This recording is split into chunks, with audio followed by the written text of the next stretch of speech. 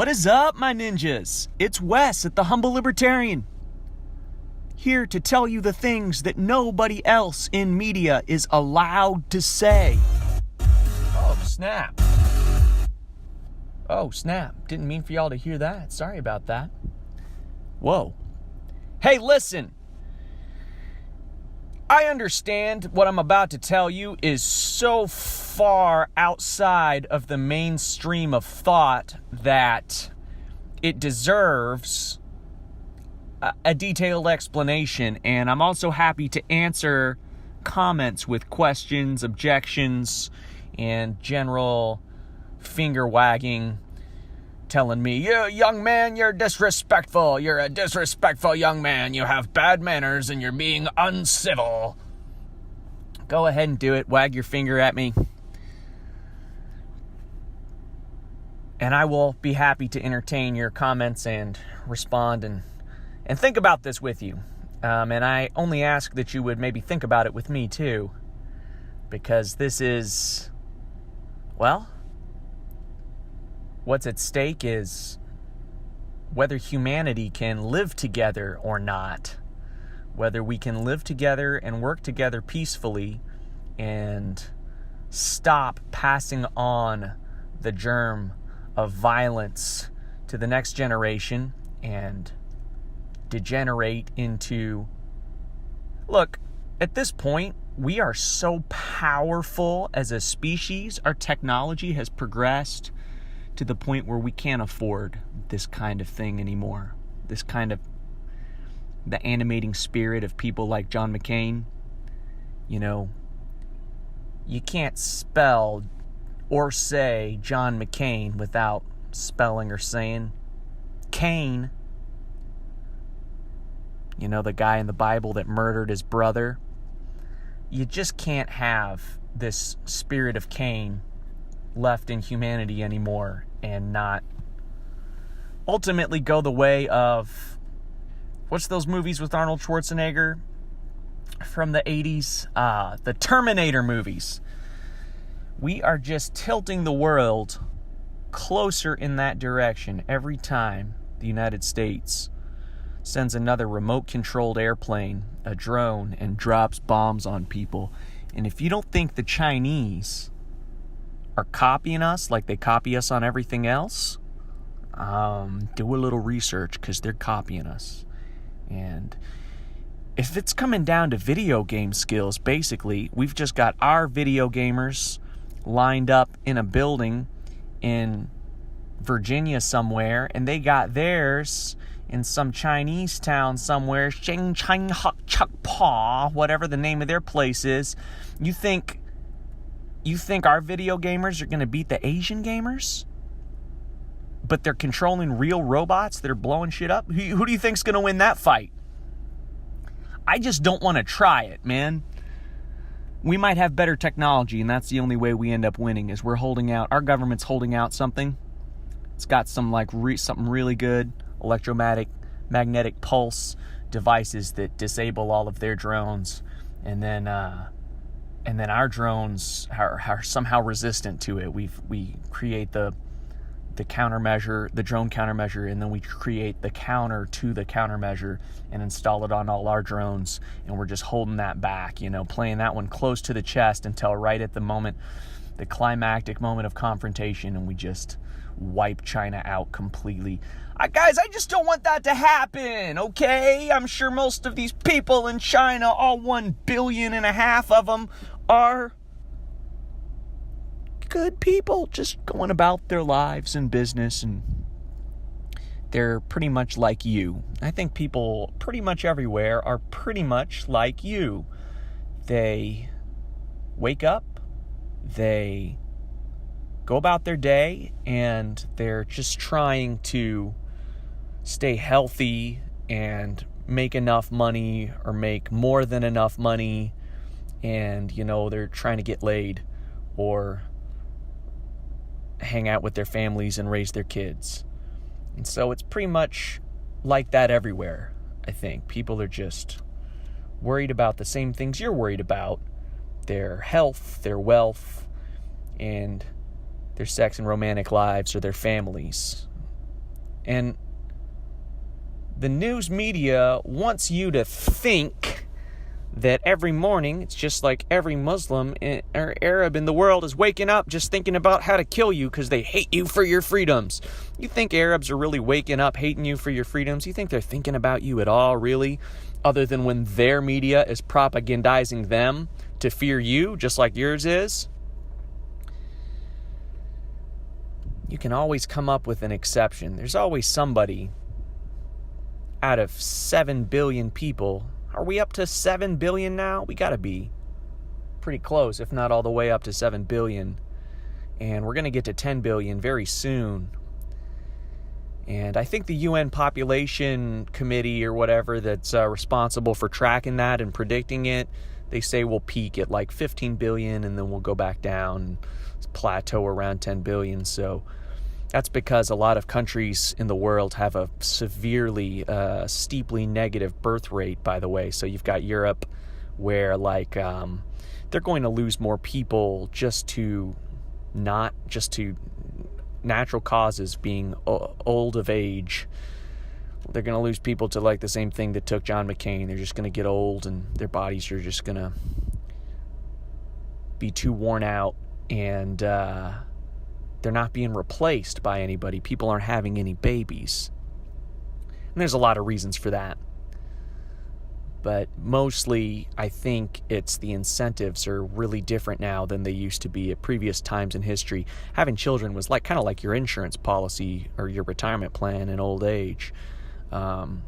Sad to think about that. We all would like to think that everything we do is just so romantic, and everything we do is just always so based on, I just want to have kids because I like them, or I just love this person and I want to marry them because I just love them. And it's like most of our considerations at root are economic. It's usually about the money, and we justify and rationalize things, and we tell a story to explain to ourselves why we're doing what we're doing, but that story's not always right, and sometimes it's wrong on purpose.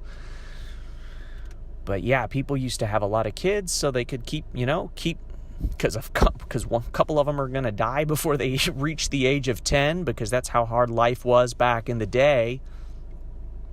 And then you need a bunch of people to work the farm for you and help take care of you in your old age. And you can't overburden one or two people. You have to have a bunch of kids, and then they each contribute a little bit, and it's enough to keep you going until you die, and without overburdening any individual one of them. Well, now we're so affluent, our society is so wealthy, technology and all the processes of capitalism have created such unprecedented abundance that we now have people deciding, well, I don't need kids to take care of me. I've saved up enough myself to pay my way through my old age, and I would just rather have more guitars or vacations or something, or free time than I would rather have kids.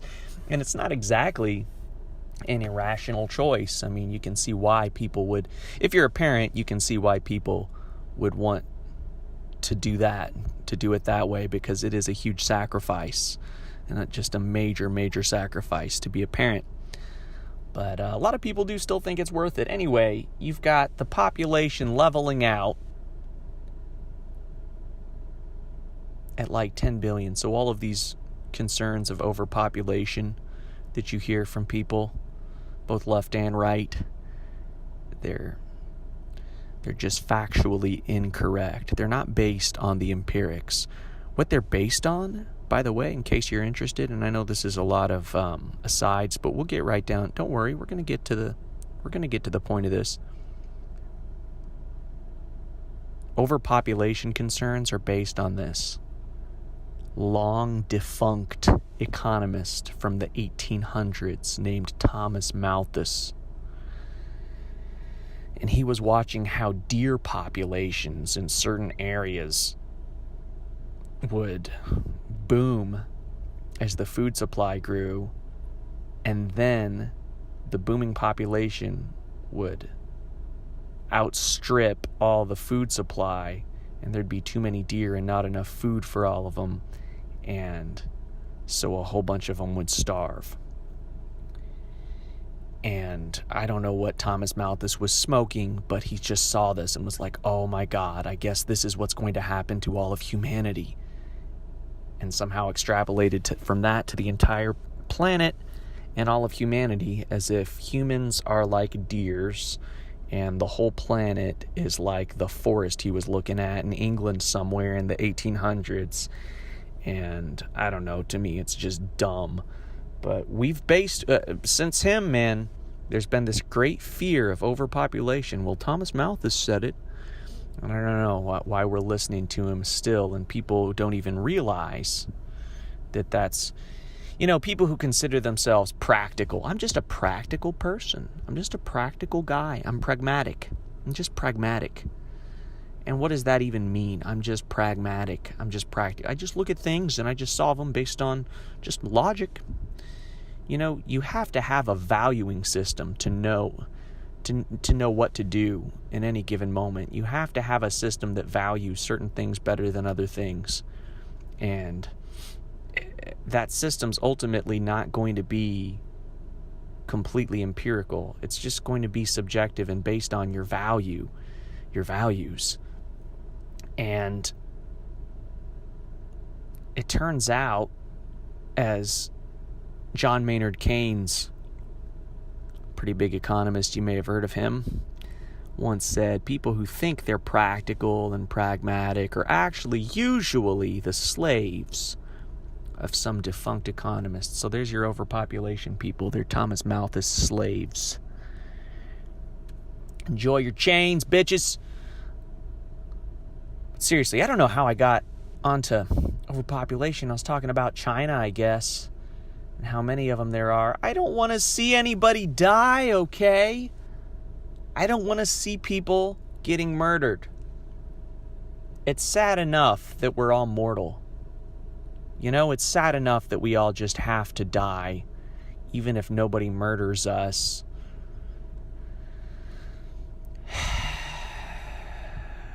Life ends in tragedy for everybody. We're all slated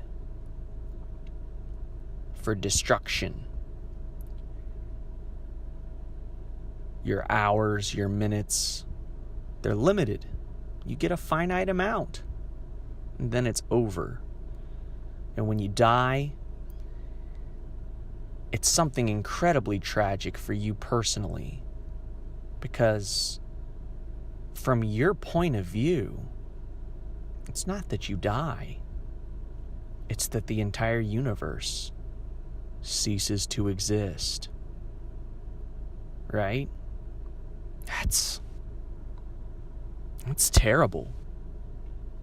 It's a heavy burden for human beings to bear, that we can contemplate that far off into the future and know that it will be our eventual end, and that we will experience it as the end of the entire universe, and there will be nothing as far as our consciousness will be able to tell. Completely dismantled as it will be in death. So it's sad enough without people adding to it by going around killing each other over our differences before someone's appointed time to go out of this world and existence. And I just don't want Terminator to happen, okay? You should watch those movies if you haven't, or if you haven't in a while, man. I just don't want Terminator to happen, and there's robot planes everywhere that have gone off of human control completely, and they're all armed because you let Bush and Obama do it. Sorry I'm yelling. I'm yelling a little bit.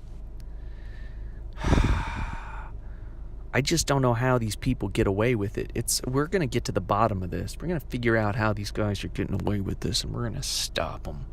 We're going to stop them from I don't know. It's a tough. It's like, okay, so I believe in the Second Amendment. You have the right to bear arms to defend yourself.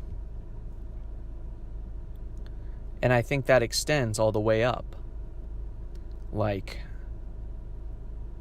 a lot of Democrats today will say, okay, maybe a shotgun to defend your house if someone breaks in, but you don't need a rifle. That's a military weapon. You need to shoot someone from like a mile away. You don't need a rifle. That's what they would argue, and I would say, no, we need rifles. I'm glad we have them. I'm glad there's so many of them out there. The United States government and its military is the most powerful force in the history of the planet. It is godlike in its power. It is absolutely... These people in the military and the weapons that they've created and that they are responsible for, they are the kinetic titans of the world. And they have used it. And John McCain knows personally, because he's one of the ones doing it. They have used this power to murder a lot of people. They have used this power to destroy so many people's lives. In Vietnam, in Laos, Cambodia, they bombed these guys into absolute rubble. So many people dead. Tens of thousands on tens of thousands of people dead. And not all of them were like, evil people. A lot of them were just people, dude. Korea, before that, what happened in Korea was there was a government in the South led by this president named like Seung-Moon Rhee, something like that, Seung-Moon Rhee. This dude was an absolute totalitarian dictator, a total dick.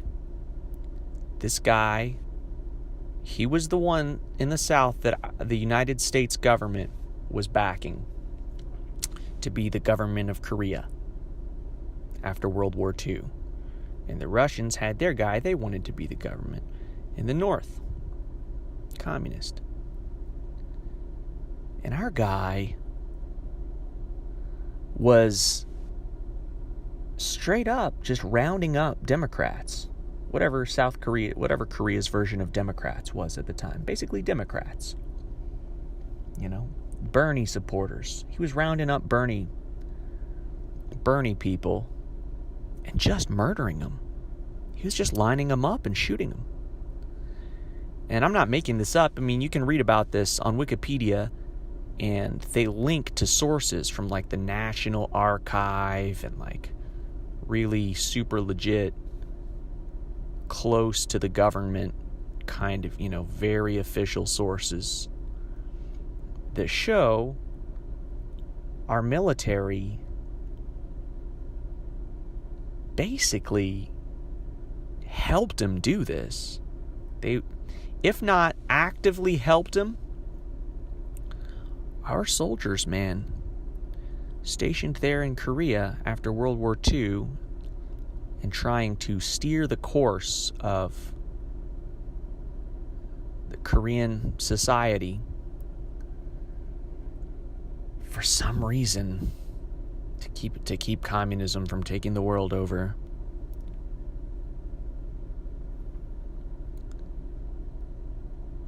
we're helping this guy, Seung-Moon Rhee, just round up Bernie crats, Hillary Clinton people, and just put them up against the wall and shoot them. It was like lots of people, too. It was like hundreds and hundreds of people. I think maybe thousands he was killing. And at best, they supervised it. They just sat and watched it happen and nobody intervened.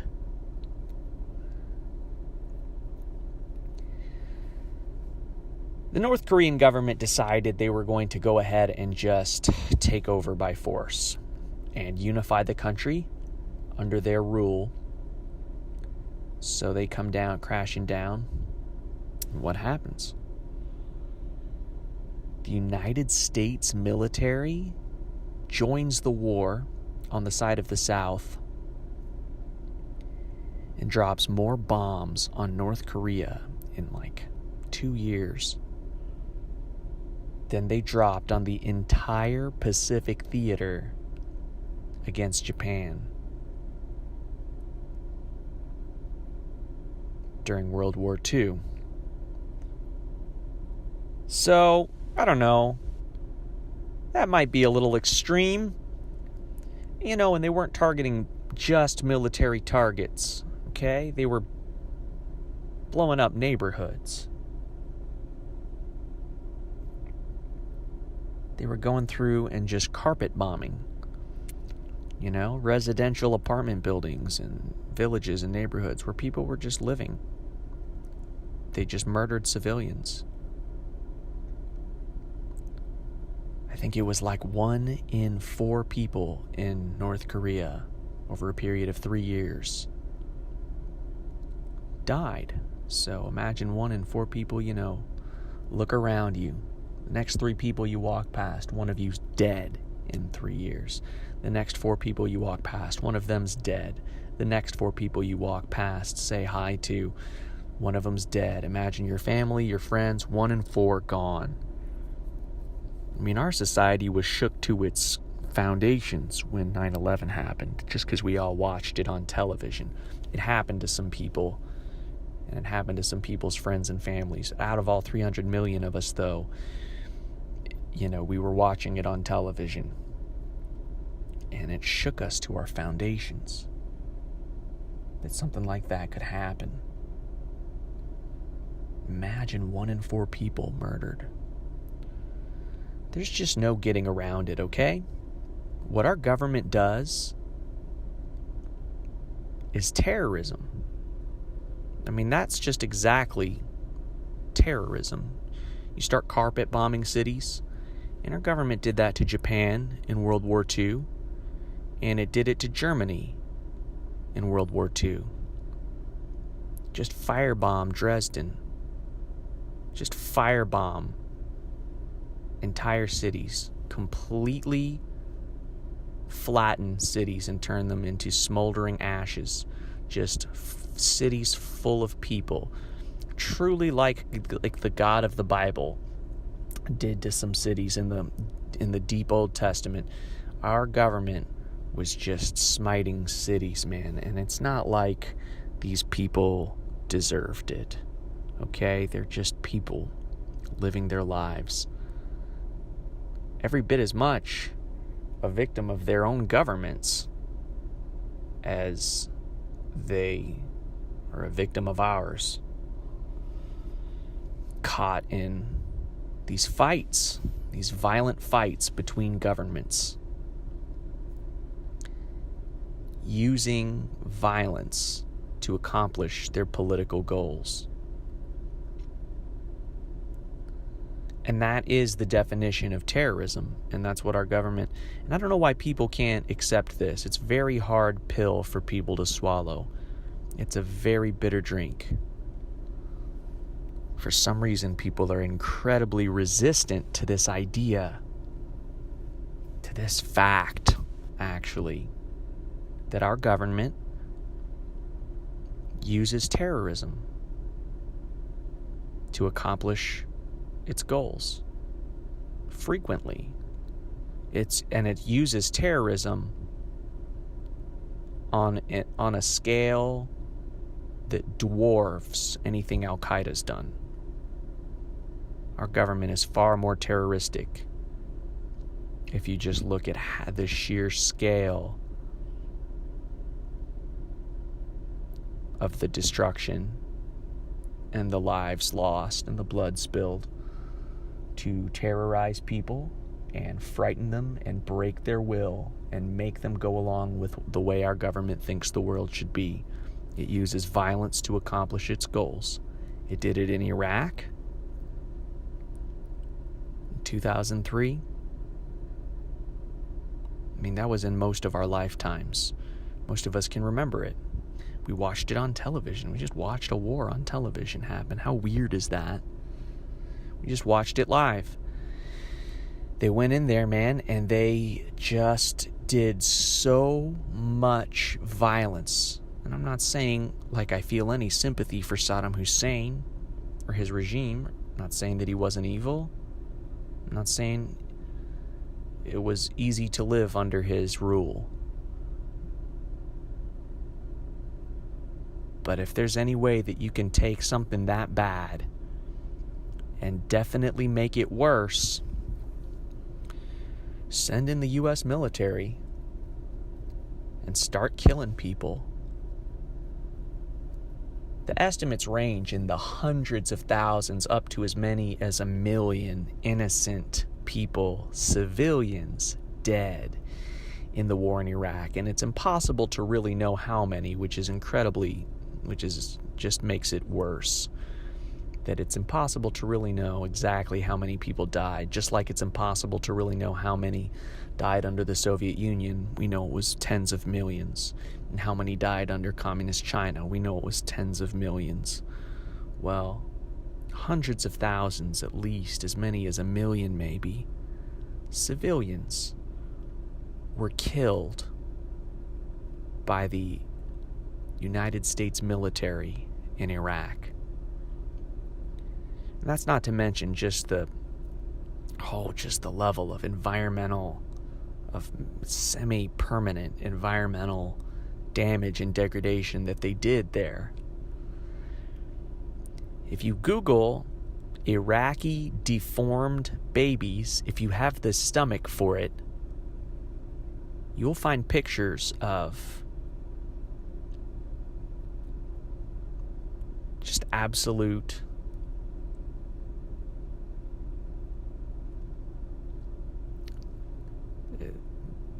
it's hard to find words for it.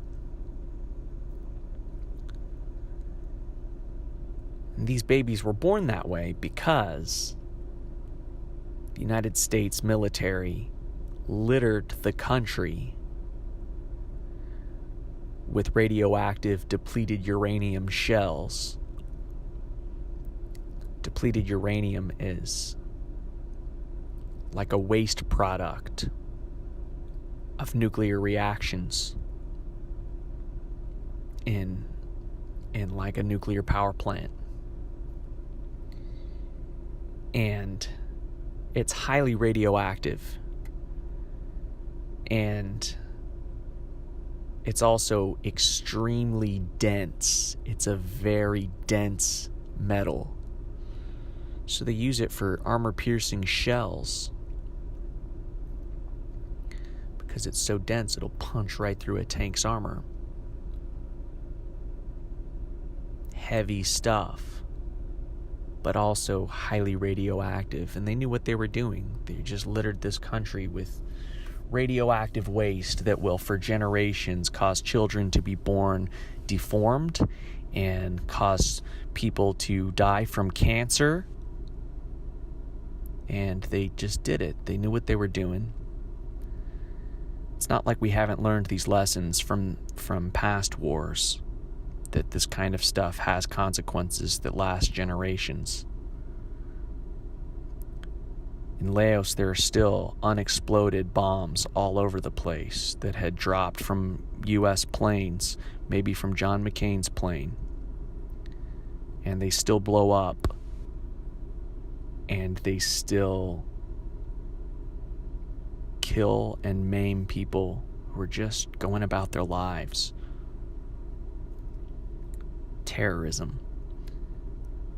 There's a really sad article about a man who been permanently disfigured by a bomb that went off in Laos, which we also, like North Korea, bombed into the absolute Stone Age, like Vietnam.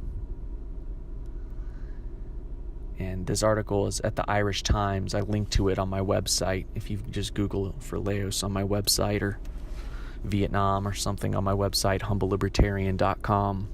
I'll leave a link in the description. You can read the story and see the pictures. Because for some reason, people are not affected by the numbers. Like I'm rattling off numbers to you, tens of thousands, hundreds of thousands, millions. And they've done studies and found that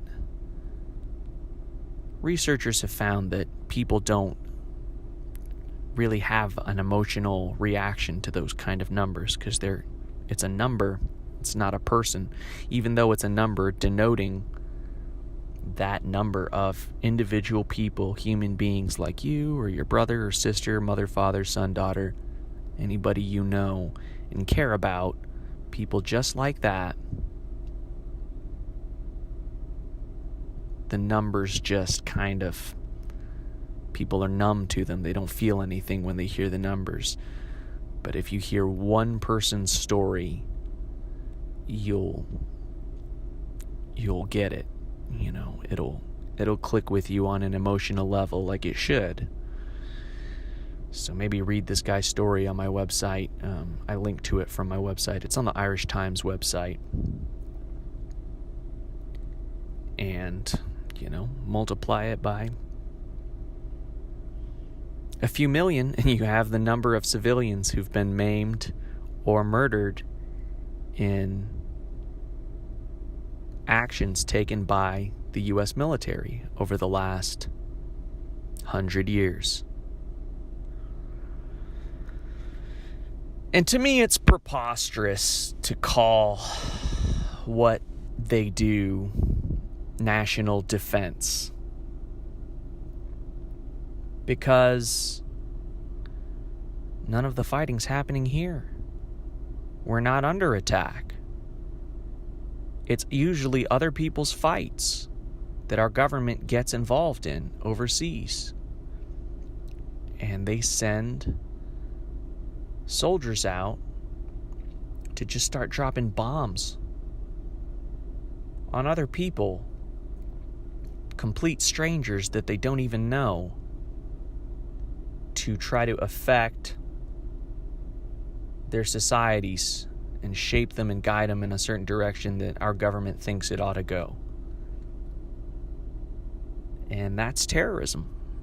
It's just plain terrorism. John McCain was like a real-life Iron Man. It's amazing. I mean, he is truly a remarkable person. There's no doubt about that. You've got this happening in the late 60s. So that's like 50 years ago. 50 years ago. And he was a real life Iron Man. Not exactly. It wasn't like a full humanoid robot suit. It's a plane-shaped one, but I mean, he had an iron suit that he got in these Navy jet planes. He had an iron suit that he got in that allowed him to fly through the sky faster than the speed of sound and just start dropping bombs on people. It is pretty amazing that a human being could perform at such a peak level of mental and physical fitness. Like his body could withstand those G-forces. I've flown in a plane before. I've flown not a jet plane, but I flew a little T-37 Tweet at Columbus Air Force Base, which is a pilot training base in Mississippi for the U.S. Air Force. And I went up with an instructor pilot, and it was a training plane, so there's two sets of yokes and controls on either side, and the pilot takes you up and lets you fly. And the G-forces, from doing that, are you feel the squeeze, and you feel your blood start to drain from your brain into your legs as the G-forces hit, so you end up feeling like twice normal gravity. And so your blood starts getting sucked down by the inertia. It's like when you spin something around, like you spin a bucket around in a circle fast enough, all the water is sloshed against the bottom of the bucket as it spins. It's like all your blood sloshes to the bottom of your body, to your feet and legs, and away from your brain. In a jet plane where you're pulling several G's, man, it's incredibly powerful forces to subject a human body to. And the maneuver for that, the way pilots don't lose consciousness from all their blood leaving their brain and going to their legs, is these guys are up there squeezing their asses as hard as they possibly can when they pull maneuvers that involve heavy G forces. They are squeezing their legs and butts as hard as they possibly can, and by squeezing them, they're keeping the blood, they're like wringing the blood out of those muscles and pushing them back up and keeping at least some of it in their brain, enough of it to stay conscious and keep flying the plane.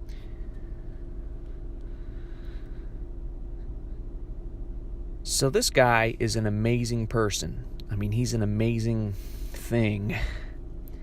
But they've got this peak performance human individual capable of incredible physical and mental feats, and they decide, what are we going to do with him?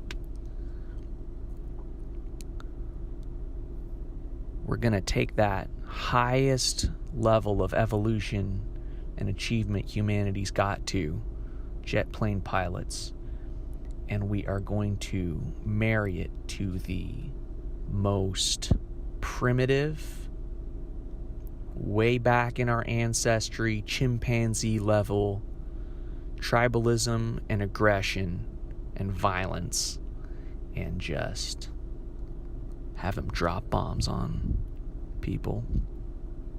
You know, it's not like we were just like all going about our day in America and, you know, some guys try to hijack a plane to crash it into an office building in New York, and the plane's going off course, and everyone's trying to talk to him over the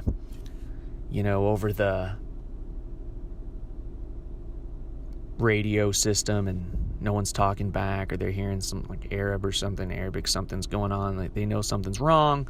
People are calling from their cell phones and telling their loved ones there's hijackers taking over these planes. Maybe someone's calling the police and let them know. The police are phoning it up the chain of command. We think maybe we're hearing reports that these planes are being hijacked. The planes are going off course. They're starting to go towards New York. What the fuck is going on? Oh, there's people on these planes, but it looks like they're gonna try and ram them. And you know, once you get the first one, you know, so let's say they don't want to shoot these planes down because they think maybe these are the same kind of people who are like hijacking in the 70s, and they just land your plane in Cuba and hold you hostage. Maybe it's that, and we don't want to kill a plane full of civilians, so they're not doing it. But the first one crashes into the tower. And so now what? The second one that we know is going off course. They're not responding to us via radio. We scrambled John McCain. He gets up in his plane, in his jet plane, dude, and he intercepts this next airliner that's been hijacked en route to the same spot where the first one crashed into the World Trade Center building, destroying so many lives. And he intercepts the second one and fires his heat-seeking missiles, and they blow it up in the air, and he saves probably a couple thousand lives. It's unfortunate that he had to kill those civilians, but the terrorists were going to kill him anyways. And so that is one of those tough, really tough things that you just have to say, well, they're going to die anyways, and at least more people won't die if we shoot the plane out of the air instead of let them crash it into a building. So John McCain does that. He's a hero. That to me would be, okay, you're a hero. You stepped up in a moment when we were under attack and took a brave action, did something extraordinary that most of us couldn't do, that he was able and ready to do, and did it to fight bad guys who were attacking us. And he saved a lot of lives that way. That would be a hero. But there weren't any people from Vietnam attacking America. Your freedoms were never, ever in jeopardy by a Vietnamese person. Your freedoms are more in jeopardy from your own government. You're more in danger of having your freedom violated by a Virginian than you are by a Vietnamese person. Someone sitting in a swamp in Virginia. None of your money is safe, and none of your freedoms are safe when Congress is in session. And the executive branch, forget about it. They don't even listen to Congress or the Constitution anymore. They pretty much just do whatever they can get away with.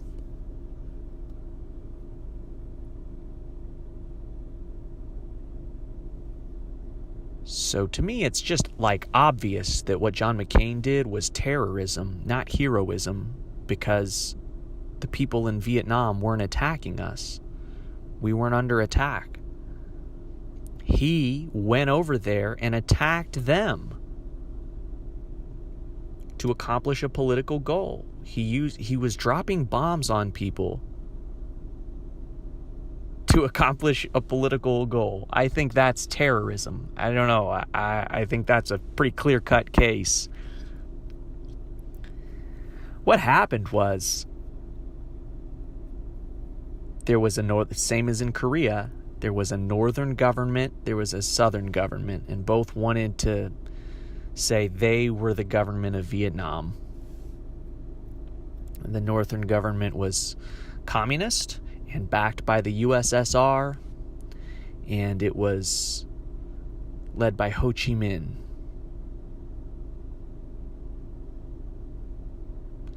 And in the South, backed by the US, they had an emperor.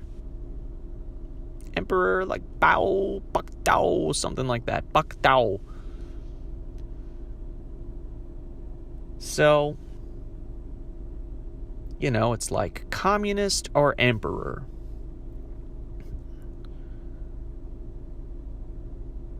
And it's amazing throughout history, over the last 100 years, how we believe in this country that every other country in the world has the right to a pro-American dictator. And if that dictator isn't there, some other country, pro-Russian dictators in charge, we're gonna liberate the ever-living shit out of you. I'm gonna drop some bombs until people do it our way and let our dictator be in charge. Just the idea that these people are being liberated, first the idea that John McCain fought for your freedoms is just patently absurd, because he wasn't fighting here. No one was attacking you. No one was attacking your grandparents. He was over there attacking them. But even the idea that he was a freedom fighter for someone else, a liberator, the world's policeman,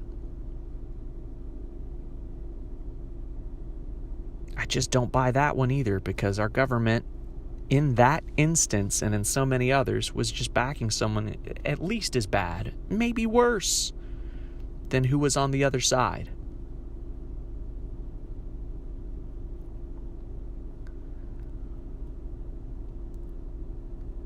So here, we don't want communism to take over, because the people won't be free under communism. Here, have our emperor. We want the emperor to be in charge, Take the emperor. Because we want you to be free, so have the emperor. We care so much about your freedoms, we want you to be under the Shah. That's what happened in Iran in 1953. The CIA fomented a coup of the democratic government of Iran. It was a democracy that they had in the 50s. You've got to understand, in the early and middle 20th century, a lot of the Middle East looked very different than it does today. And a lot of them were very interested in democracy, and they were inspired by America because America did what they wanted to do. We threw off the English. We threw off the English colonists, the English Empire, and we created our own government for ourselves. And that's what many of the Arab people wanted, to throw off the English Empire and rule themselves. So they admired us. They admired our Declaration of Independence, our Constitution, and our form of government. And we're going in there with your grandparents' tax dollars to knock out democracies, relatively stable democracies, until the CIA gets in and starts building up a rebellion. And we replace a democracy in the Middle East in 1953 with a religious fundamentalist king, an Islamic king called the Shah. So it's not like you can pretend it's about freedom either, when what we're giving these people is like kings and emperors. Can't pretend like it's about their freedom. Can't pretend like it's about our freedom. You can't pretend like it's about their freedom, because that's just not what the facts are. Look, and you can't dispute these facts. And that's the thing, too, is to all you finger waggers who are telling me I'm being disrespectful for talking about this right now, all these people will do is they'll wag a finger and say you're being rude or disrespectful or having bad manners, or you lack decency somehow to be talking about this right now. But they won't be able to, that's all they'll do, because they won't be able to disagree with you on the facts, the actual record of history, and in the quite clear interpretation of it for what it was, for what it really was. Not heroism. There isn't anything noble about that. Going overseas and just dropping bombs on people. All right, so here's what happened. So we decided there's going to be an election in Vietnam. We all decided. The Soviet Union and the United States decided we will have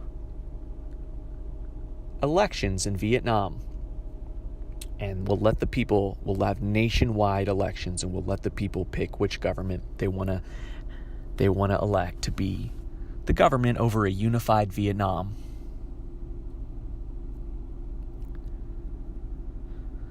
During this time, the United States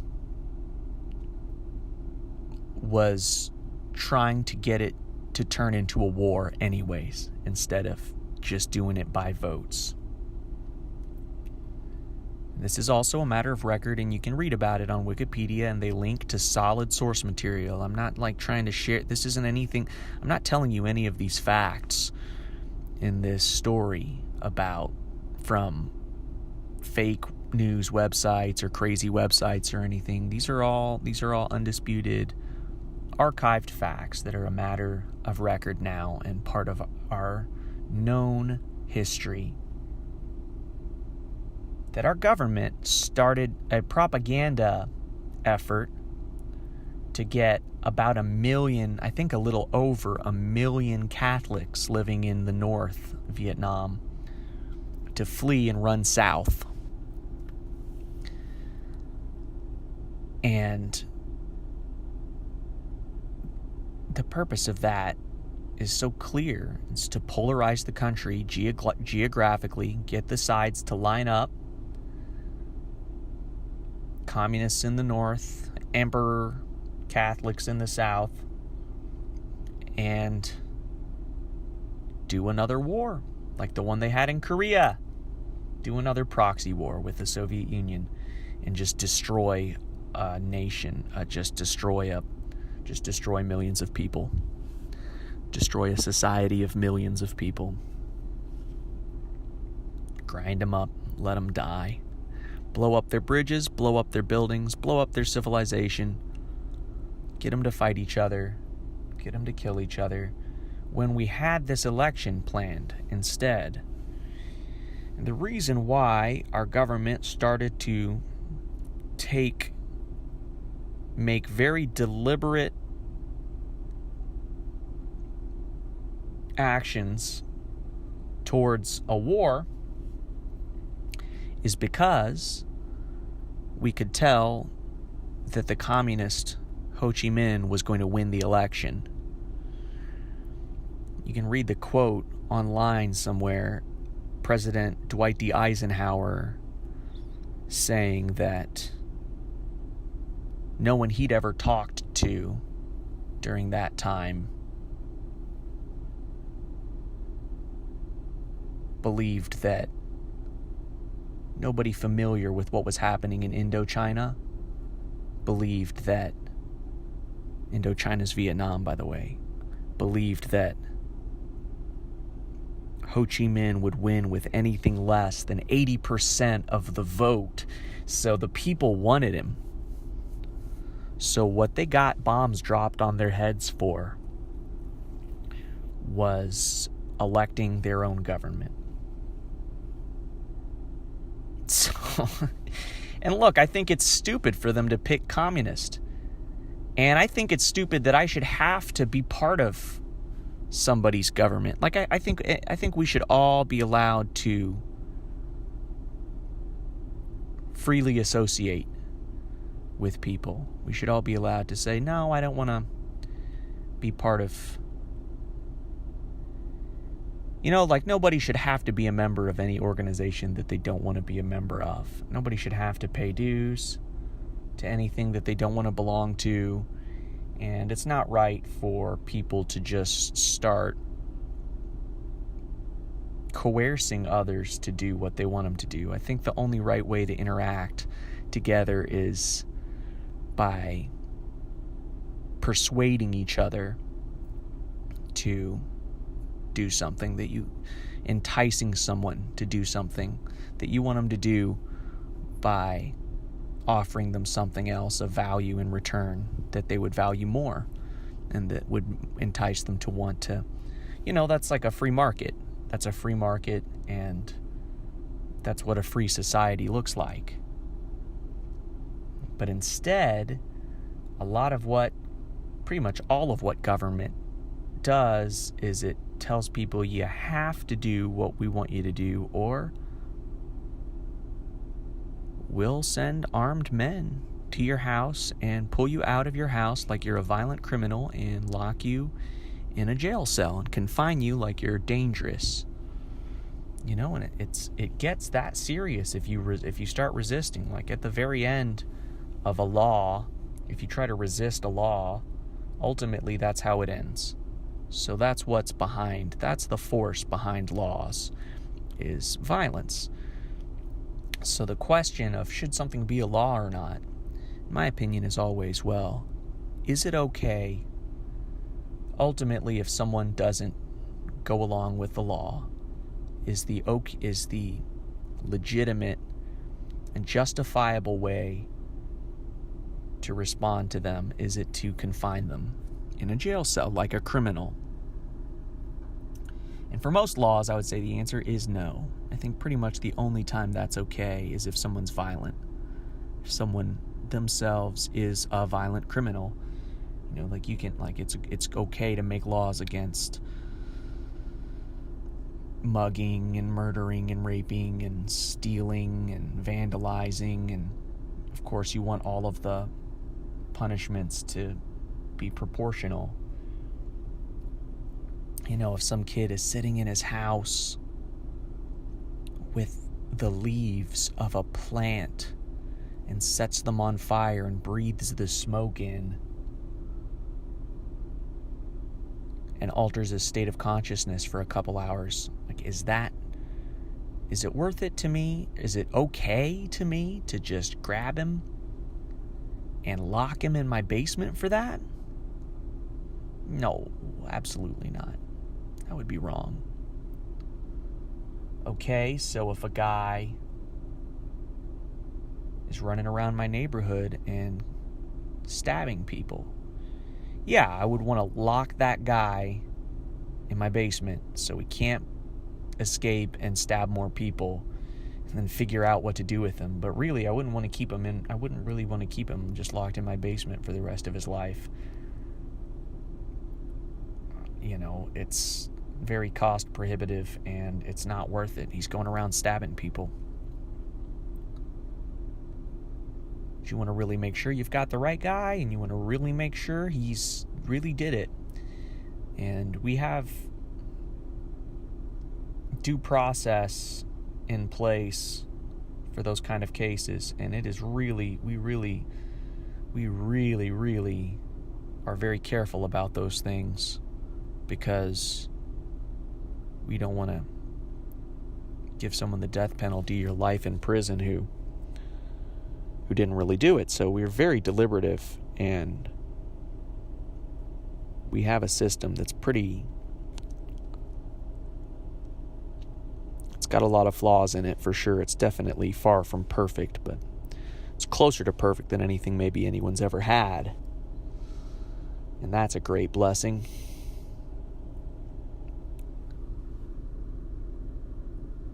But this idea that you can just get together and start voting on how I'm supposed to spend my money, we're going to create an insurance company. That's what the government is. It's a giant insurance scam.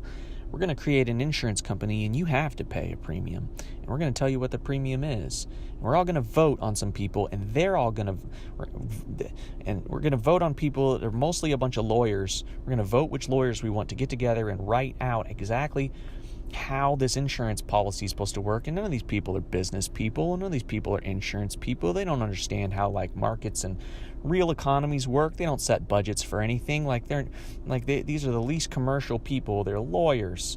We're just going to get them all together, and they're going to write an insurance policy, and you have to pay. And if you don't, we'll just freeze your bank accounts and take it out anyways. We'll just ruin your life, man. No other organization on earth is permitted to act that way. No private insurance company is allowed to take your money by force that way. They have to persuade you with advertising and arguments and sales pitches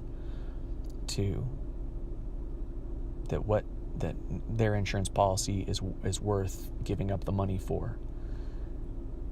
And no charity is allowed to get your money that way either. So the entire welfare state, even if it's predicated on this good intention of helping the poor, charities aren't allowed.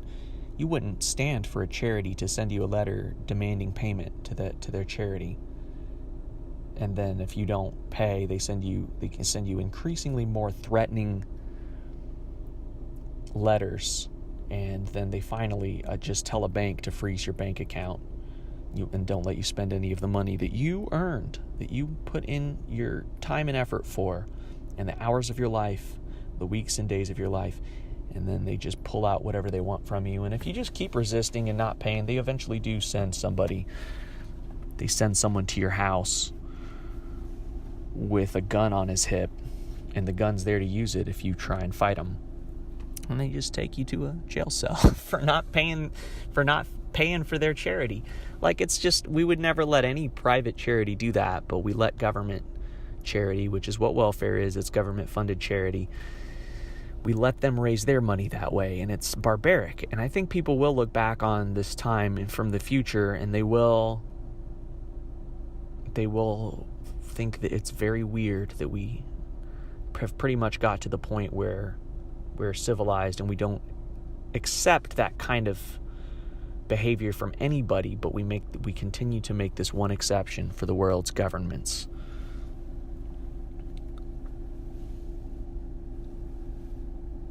So I'm not down with the Vietnamese voting for communism anyways. But I don't think the answer is you start dropping bombs on them for it.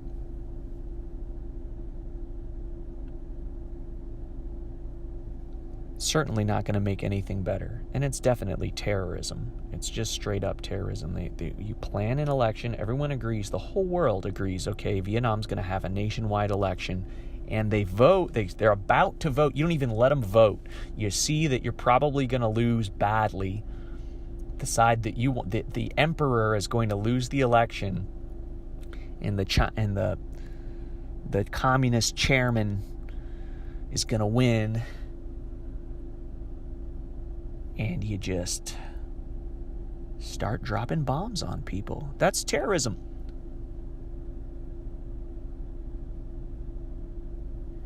And he went over and did that. Our entire military, the Navy and the Army went over and did this. Started going to war over the communist about to win an election. And this was right after America elected Lyndon B. Johnson in a landslide. We're lucky someone didn't start dropping bombs on us for electing a communist.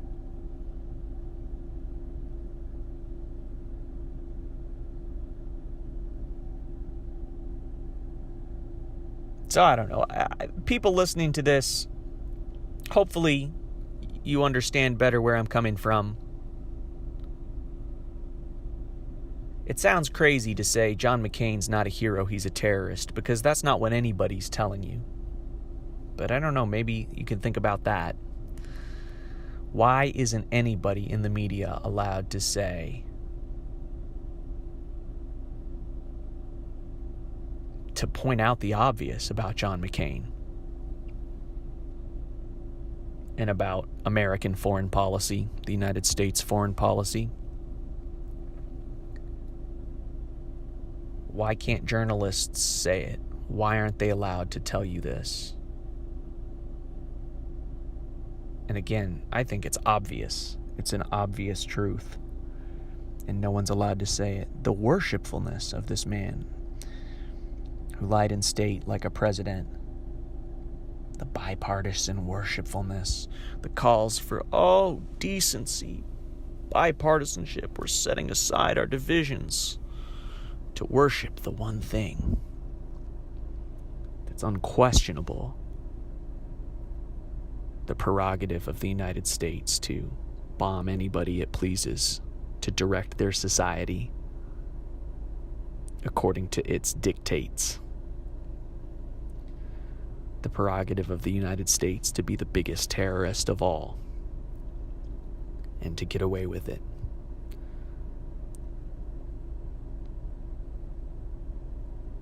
I think America is the greatest country on earth. And I think we could be even greater if we started talking some sense about what our government has done and telling the truth about it. And instead of hiding behind a very misplaced and inappropriate sense of decorum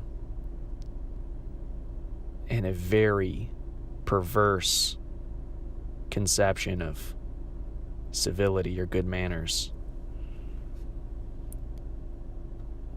I mean, if it's bad manners to point out at the hour of a man's death that he was dropping bombs on people, and that's wrong, maybe it's a little bit uncivil for him to drop bombs on people.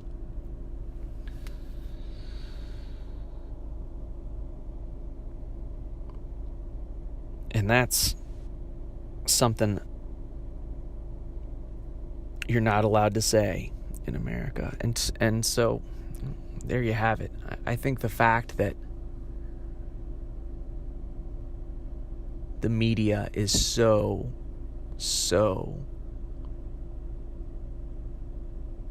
over the top worshipful of John McCain and unwilling to examine his life's actions and work and the sum of what he accomplished with any level of objectivity, only just absolute gushing adoration. The fact that they have politicized his death so much and used it as a tool of United States war propaganda.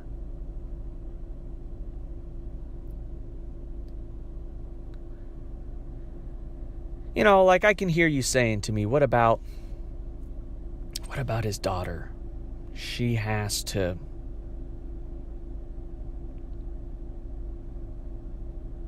deal with the fact that her dad's dead. Can't you just, for his daughter, can't you just wait a minute before you say anything about him while they're burying him?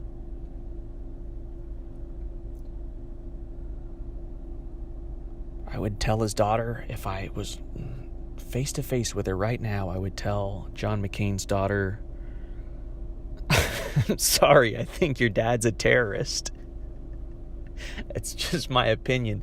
I guess you believe he fought for my right to say that, and I would be remiss not to exercise this amazing right we have in America called the First Amendment, where you can even say that the greatest war hero who almost became president, they almost wanted to make the top guy of the entire government, that you actually can say you think he's a terrorist.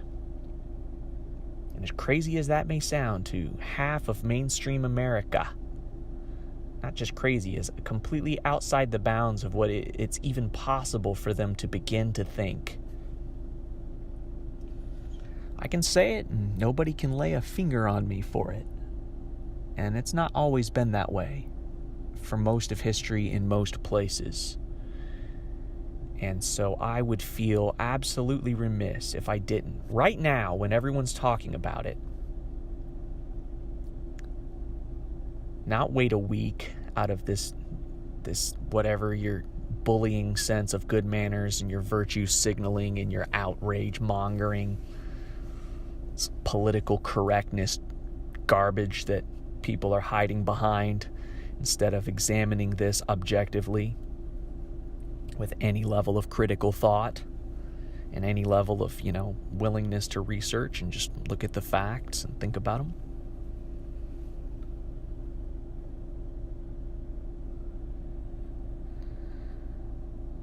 I know she's got to be sad that her dad died from cancer. My mother died from cancer when I was very young, when I was a teenager. So I know exactly what it feels like. I'm not coming from a place of total disconnect or like I'm naive about what that's like. I know what it's like to lose a parent to cancer. And I know she has to be real sad, and I know there's no possible way that Meghan McCain will ever think her dad's a terrorist. There's just no argument I could ever make to her. I could just show her video of him torturing a child in the 60s, and she would there would have to be some way, some reason, somehow, in all the madness of that war, that it was we had to do it to keep the communists from taking over. If he hadn't have tortured that child, we'd all be speaking Russian right now. There's no possible way I could convince her that her dad's a terrorist, or that that's her dad. She's going to feel that pain. And she doesn't care what I have to say about it anyways. And he's not my dad. So I can think about him a lot more objectively than she can. And I think he's a terrorist.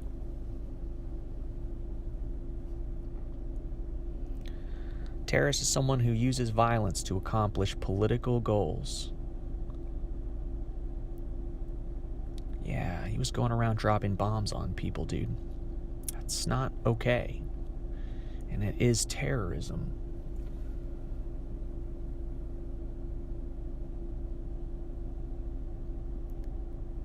And you know, Meghan McCain used her moment to eulogize her father as, instead of just talking about her dad and how sad she is that she lost her dad, you know, she used it as a platform to send a political message and to attack the current administration, which to me dishonored her dad more than anything anybody could have ever done. Was she had a moment to talk. This was her one moment where nobody was thinking about anybody else but John McCain. What a great guy, and how you have to be a good boy and a good girl and just go along with what everyone's saying and say, oh, he was a great man and he was a good hero and he was a... Everyone felt it, you know, like you just have to go along with this for some reason. You don't know why necessarily. You maybe have no idea what you're talking about, but the media, you could just feel it. I have to say this. He's a good man. He's a hero. You have to use those words like duty and honor, without really analyzing, wait, did he live up to that? Is that true?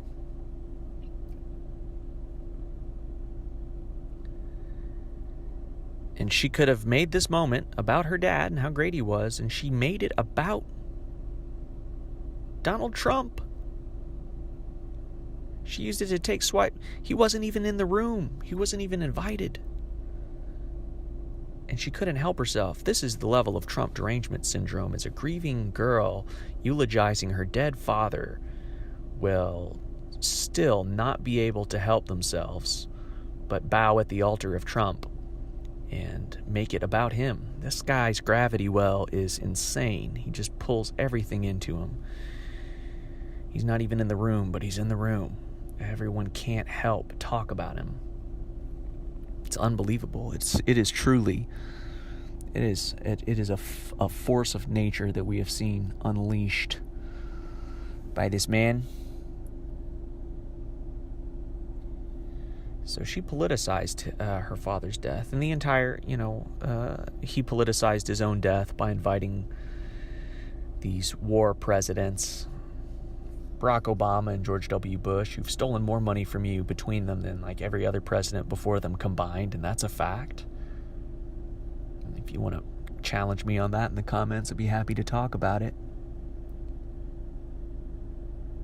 George W. Bush and Barack Obama, between them, along with the help of a complicit Congress with votes from people like John McCain, stole more money from America than anybody has ever stolen, all the presidents and the government combined before those two men, and just absolutely ravaged the people of Africa and the Middle East, burned these societies to the ground, created a lot more people to hate America, probably made us less safe.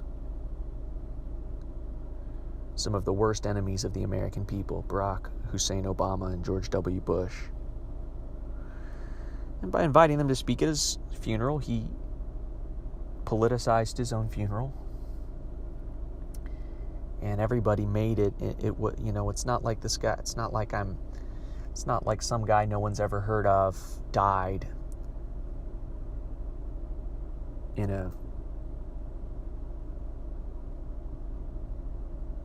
a war or something, and he's getting buried, and I'm like at the funeral holding up a sign like booing.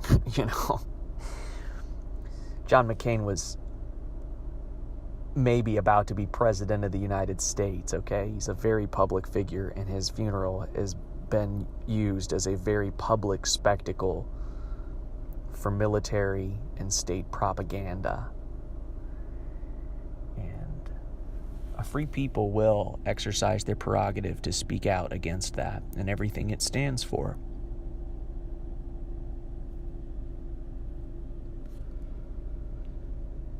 Everybody, I appreciate you listening. This one went long. I appreciate everyone who's still listening right now and hung in there with me. That means a lot to me. Please subscribe, and I'll continue to make these.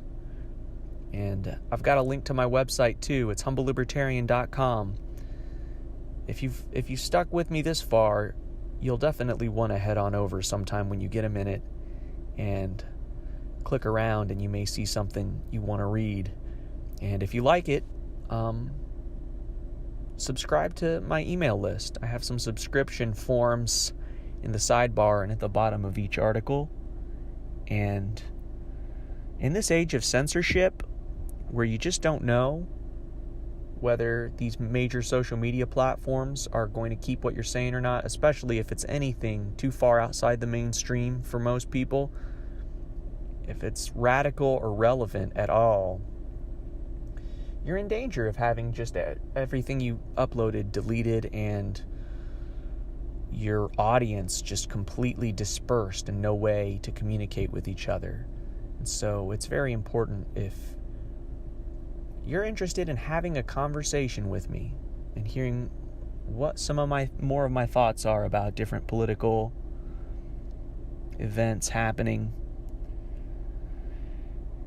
just give me that email so I can reach out to you, because I have a feeling maybe what I'm going to tell you is too relevant at some point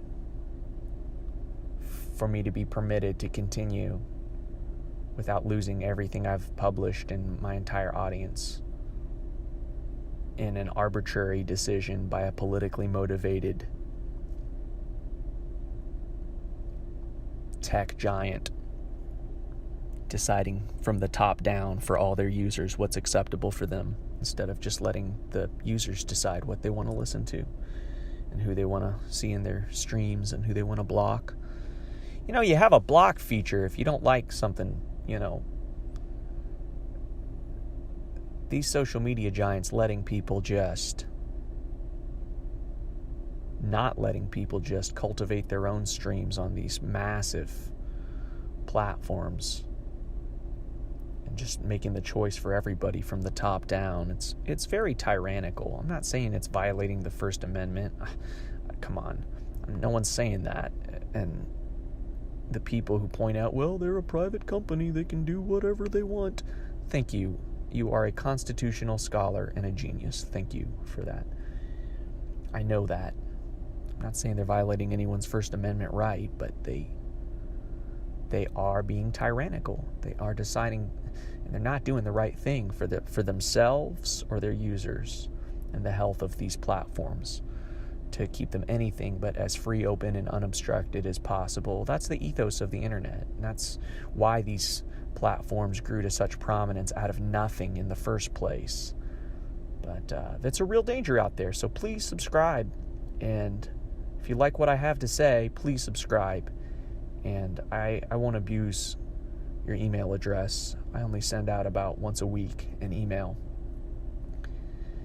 and just let you know what I'm writing about or vlogging about. And that way we have a way to communicate with each other should I go the way of old Alex Jones and get my channel deleted. You may not know this. Last year they tried to delete Jordan Peterson's channel. They didn't just delete his YouTube channel. They deleted his YouTube channel and they blocked him out of all his Google Suite services, his Gmail, his Google Calendar, which he used for everything, for his practice, for his business, for everything. And Google just straight up attacked him, dude. They deleted his channel, took everything offline and wouldn't let him access his emails and his calendar. He reached out to him, and within a couple hours they put it all back. Weird, man. Super weird. You can look this up. You can look up about this and see all the news reports about it when it happened last year, 2017. So they tried to get him even, and then they realized, no, we overstepped. We're not going to be able to get away with this. They put it all back pretty quickly. they tried. And